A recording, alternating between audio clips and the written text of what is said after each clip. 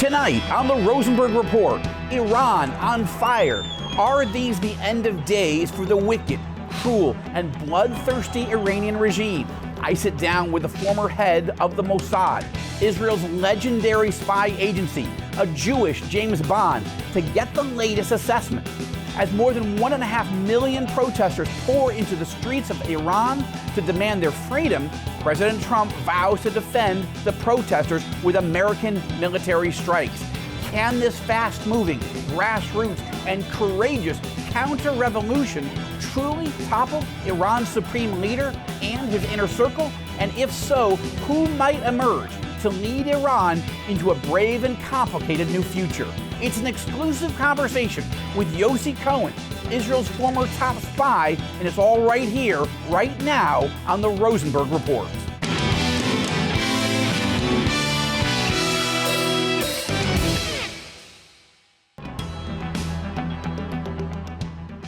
Good evening from Jerusalem, and welcome to the Rosenberg Report, as all eyes are riveted on Tehran, wondering, wishing, praying for the Iranian regime to collapse.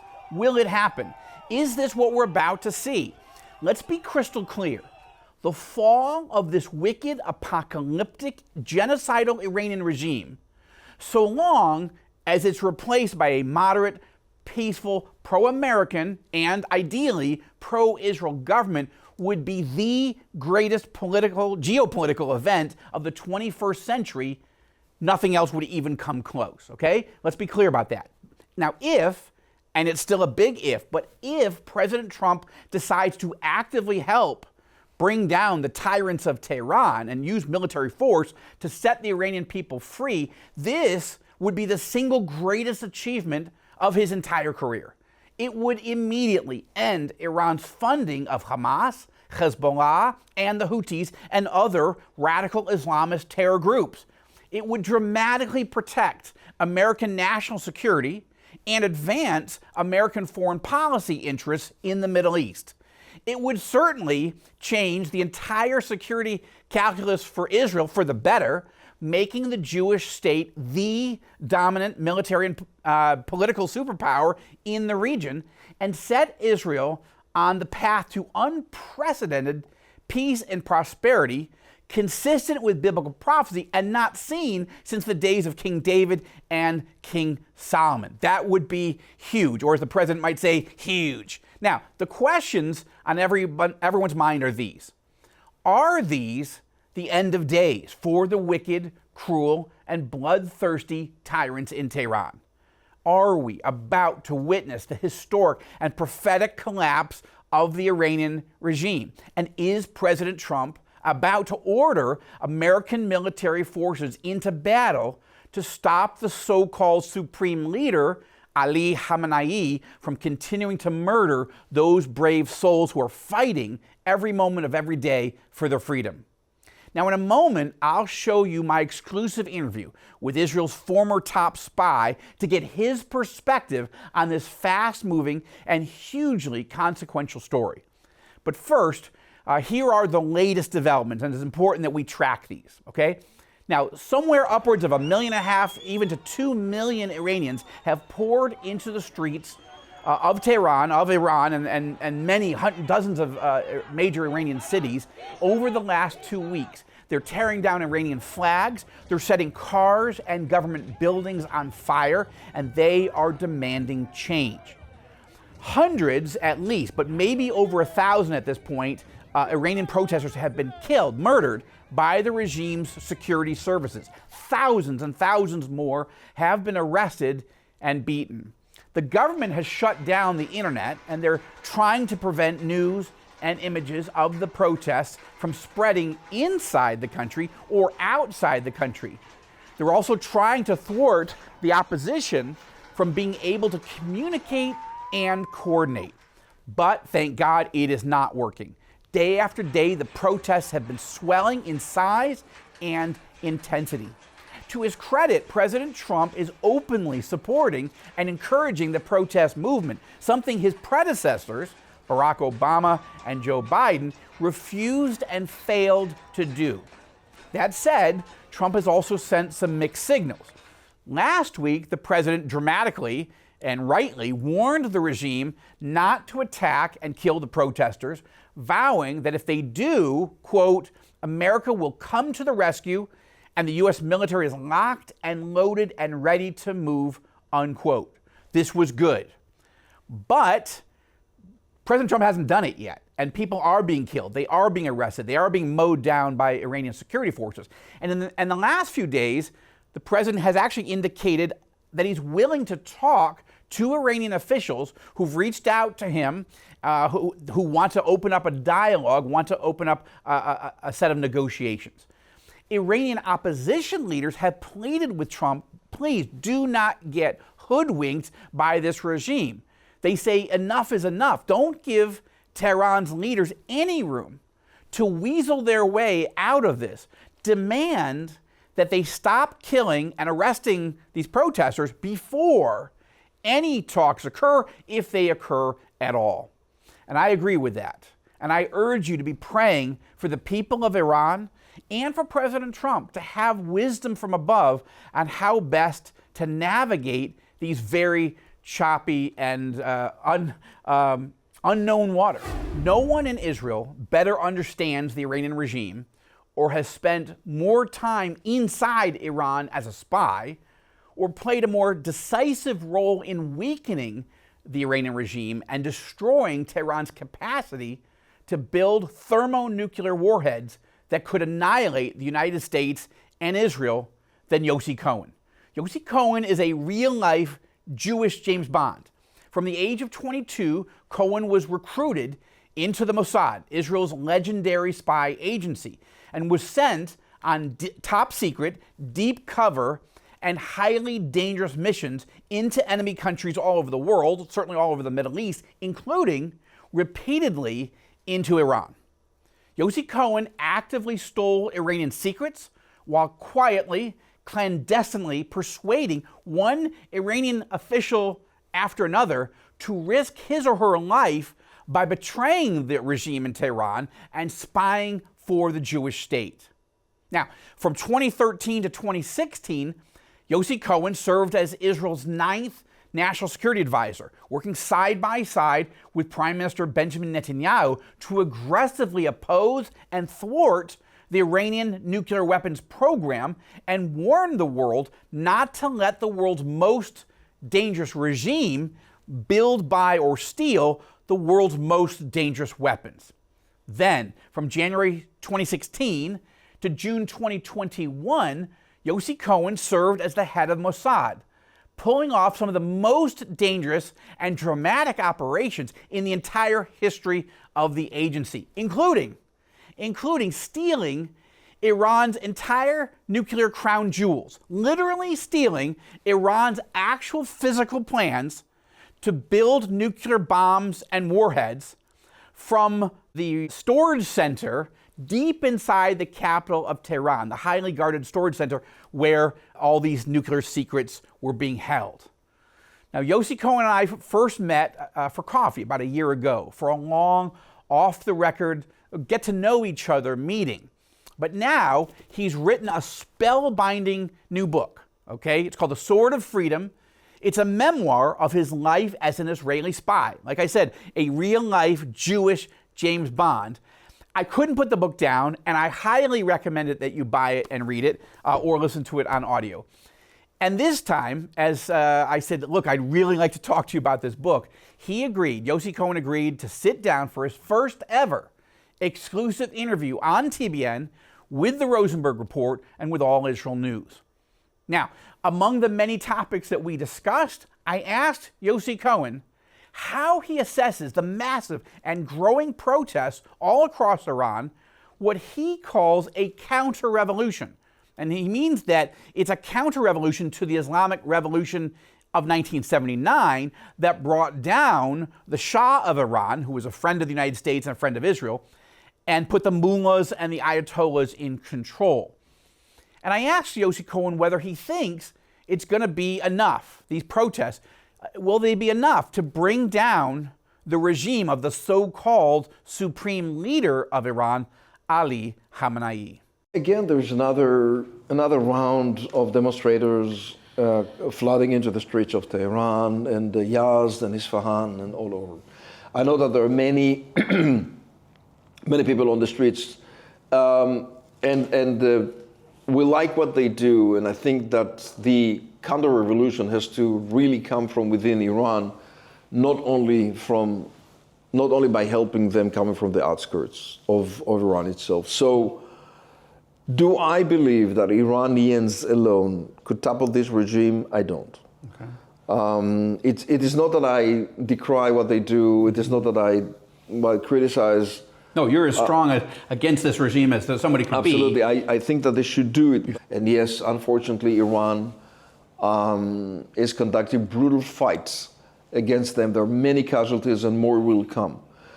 Iran or Iranians, good citizens, will die for that. And they have the right to do that. And we have to support them, of course. So if America is considering, all right, helping the Iranian regime or countering the Iranian regime, I'm absolutely in favor of doing it. And I think that only with the help of the USA, it may be possible. Very interesting. And I agree with Yossi Cohen's assessment.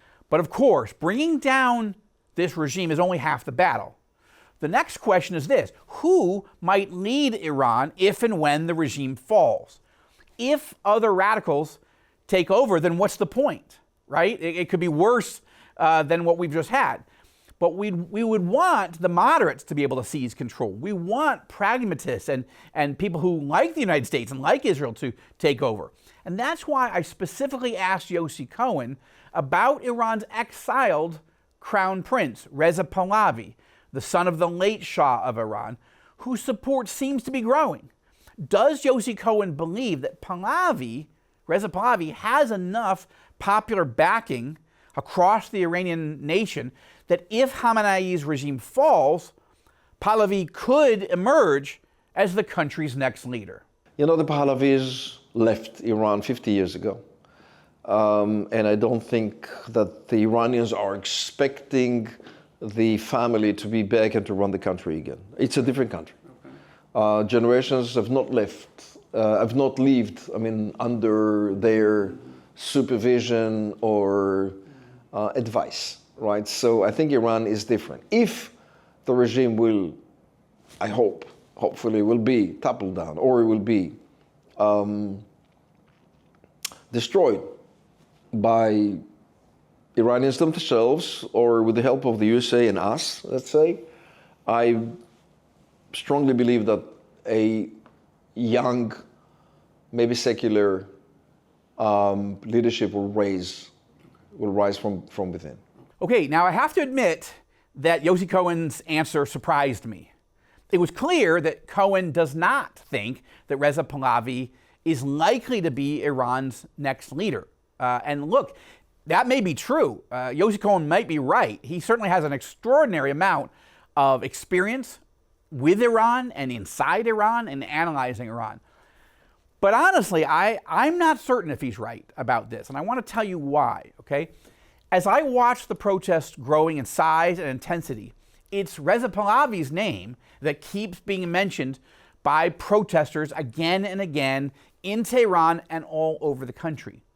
I'm not hearing or seeing anyone else emerging as the leader of this counter-revolution. There's no other name on the lips of the protesters that I'm hearing other than exiled Crown Prince Reza Pahlavi. The Iranian people seem increasingly to believe, and with growing passion, I'd add, that Pahlavi is the rightful and legitimate heir to the throne, as it were. Now, whether the next government would literally be a monarchy or a democracy, I can't say. But I believe that Iran's most likely next leader, not definitively, but most likely, is Reza Pahlavi. What's interesting is that in the spring of 2023, Lynn and I actually had the great and unexpected honor of meeting the Crown Prince when he came here to Israel for his historic, dramatic, first ever visit to the Jewish state. Reza Pahlavi attended the Holocaust Memorial Day activities at Yad Vashem. He visited the Western Wall. He met with Israeli Prime Minister Benjamin Netanyahu and his wife Sarah and with other senior Israeli officials, including then Israeli intelligence minister Gila Gamliel, who was in charge at the time of inviting and hosting Reza Pahlavi. By God's grace, I even had the opportunity to interview Pahlavi exclusively for the Rosenberg Report. It was, in fact, the only interview on any American television network that the Crown Prince gave while he was here in Israel. We met in a hotel suite in Tel Aviv, and I found him intriguing. I found him moderate, secular, certainly not a radical Islamist, or much less an apocalyptic Islamist, nothing like the current regime. I found Reza Pahlavi to be pro-democracy, staunchly pro-American. He has, after all, lived for years in Maryland with his family and closest advisors. I found Reza Pahlavi to be remarkably pro-Israel. In fact, he told me directly, on camera, that he wants to negotiate and sign a landmark peace and normalization agreement with Israel, okay? But he doesn't want to join the Abraham Accords per se. Rather, he wants to call this agreement the Cyrus Accords. Why? Because, the Crown Prince told me, it was Cyrus the Great, the ancient ruler of the Persian Empire, who was prophesied about in the Old Testament and was written about extensively in the Bible. It was Cyrus the Great who liberated the Jewish people that had been taken into exile under the Babylonians. And Cyrus didn't just simply liberate the Jews, he also sent the Jewish people back here to Israel, back here to Jerusalem, to rebuild our country, rebuild the walls of our capital, Jerusalem, and to rebuild the temple once again, and to help the Jewish people worship the God of Israel in the city of our great King. And now, Crown Prince Reza Pahlavi tells me he wants to see true and lasting peace between the Persians, between the Iranian people and Israel, the Israeli people, just like under Cyrus the Great. And I believe him, okay? That, I could be wrong, and you can challenge me on that, but I believe Reza Pahlavi when he says he wants to make peace. He wants to create these Cyrus Accords. And wouldn't that be amazing, miraculous even, if after an historic Iranian leader once saved and liberated the people of Israel in ancient times, what if two historic Israeli and American leaders, Bibi Netanyahu and Donald J. Trump, helped save and liberate the Iranian people in our time? That's what we should be praying for. That's what we should be working for. Let's get right back to my exclusive interview with Yossi Cohen, the former head of the Mossad, Israel's legendary spy service. Now, in his new book, The Sword of Freedom, which I absolutely loved and I absolutely commend to your attention, Yossi Cohen says the bombing of Iran's nuclear weapons facilities, first by Israel and then dramatically by President Trump with B-2 bombers using 30,000-pound bunker buster bombs in June of 2025, that this moment was one of the proudest moments of his life, Yossi Cohen's life. He called it a culmination of a lifetime of efforts that he'd made as a spy deep inside Iran, stealing Iranian nuclear secrets and other type of secrets, turning Iranian officials into assets, espionage operatives for the state of Israel, eventually as a national security advisor for Israel, and then as Mossad chief, ordering his forces to steal the entire Iranian nuclear weapons archives, assassinating top Iranian scientists, including the notorious Mohsen Fakhrizadeh, and so much more. Now, in light of all this, I asked him to talk about what it was like for him to watch that 12-day war between Israel and Iran, and then, of course, between the United States and Iran in those last few days during that daring American bombing mission to finish the job that Israel had started. First, in simple words, I lived the dream. And this is what I wanted America and Israel to do for many years. I was very happy because I thought and I felt that justice has been made. Iran eventually lied all the way to the agreement. Iran practically is conducting a nuclear activity that will provide them with a clear path to the bomb. They have tried to do that for many years. We had stopped them by all means that we can, all right? I mean, not to do that, all right? I mean, according to foreign reports and according to Israeli reports and whatever it is, I mean, we were trying to do whatever we could to make sure that Iran would never acquire nuclear capabilities. I also asked Yossi Cohen if he really expected last summer President Trump to do what he did, because Trump offered Iran 60 days, as you'll remember, to negotiate with him last year. And I have to tell you, that made me nervous because I was worried. I wondered, would Trump get hoodwinked by Tehran? Now, true, Trump had said that after 60 days, if Tehran didn't conclude a serious deal, that he would allow Israel to lead an attack against Iran, and that the U.S. might actually bomb Iran as well. I just didn't really believe that Trump meant it. I didn't believe that 60 days meant 60. I didn't think that Trump meant that on day 61, he was going to call Prime Minister Benjamin Netanyahu and say, "Bibi, go do what you gotta do. I gave him 60 days. Now bomb the daylights out of him." I didn't believe that would happen. So I asked Yossi Cohen, did you believe President Trump? In a very important press conference that he had at the White House together with the Prime Minister Netanyahu, he said three things. Okay? Now, I believe this president. All right? I mean, when he says something, I mean, you can see about Maduro again, he promises that he makes it. Yeah. Right? And he said three things. I give Iran 60 days to negotiate. Mm-hmm. After 60 days, if they will not negotiate, if we will not get to an agreement, we will attack Iran. Mm-hmm. Israel would lead the attack. And this is exactly what has happened. I didn't believe it. I did. But you knew him, and I met him several times, but I got nervous by those 60 days. I did not think he meant on day 61, I'm going to call and say, "Baby, go do what you got to do." Right? And I certainly didn't expect him to, with all the Tucker Carlson don't get involved in forever wars. Since I know him, and I appreciate him highly, I absolutely believe to the declaration that he gives in public. By the way, he kept them all so far, right? Internationally, he kept them all. And then I think this is a president to be listening to.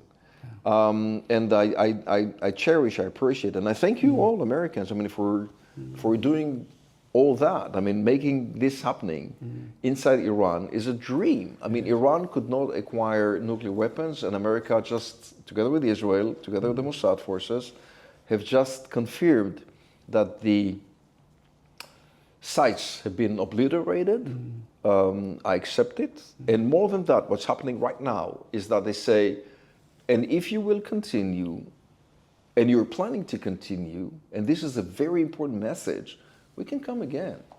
All right? Something that was never planned, right? Not in Israel, by the way, not enough in Israel, not in the USA. Not to say, okay, you don't have air defense system. We took away your Russian air defense system, S-300. Right. We took away your SA, whatever, all these like air defense systems against aircrafts. I mean, we made you blind. I mean, you don't have these commanders that you had. You took your commanders from their homes and beds, right? I mean, that was amazing. We did pure intelligence, beautiful work. And you know what? If you will continue, we can come again. And again, last night or 2 days ago, President Trump again, in truth, I think, he said, Iran, if you are going to chase and kill your demonstrators, we're going to come and help them. Listen to this president carefully, okay? And I can guess, because last time I offered him in public, I said, I gave an interview on the 22nd of June, during the attack, all right, to Channel 12 here in Israel. And I said, please continue, take them down, take the regime down. And I can guess that maybe this is another window of opportunity to take the regime down. And I hope it will happen. Now, make no mistake, the collapse of the wicked, genocidal, apocalyptic regime in Iran represents the most important and consequential moment of the 21st century. Okay? It's a day that millions of Iranians and Israelis and Americans and others have worked for, fought for, pushed for, and one that tens of millions of Christians have prayed for.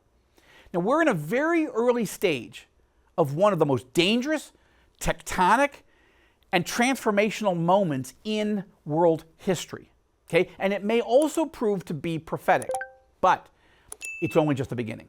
We're only in the early stages, and there will be many difficult and highly complex days ahead. So I want you to keep watching, keep praying, and don't for one moment give up.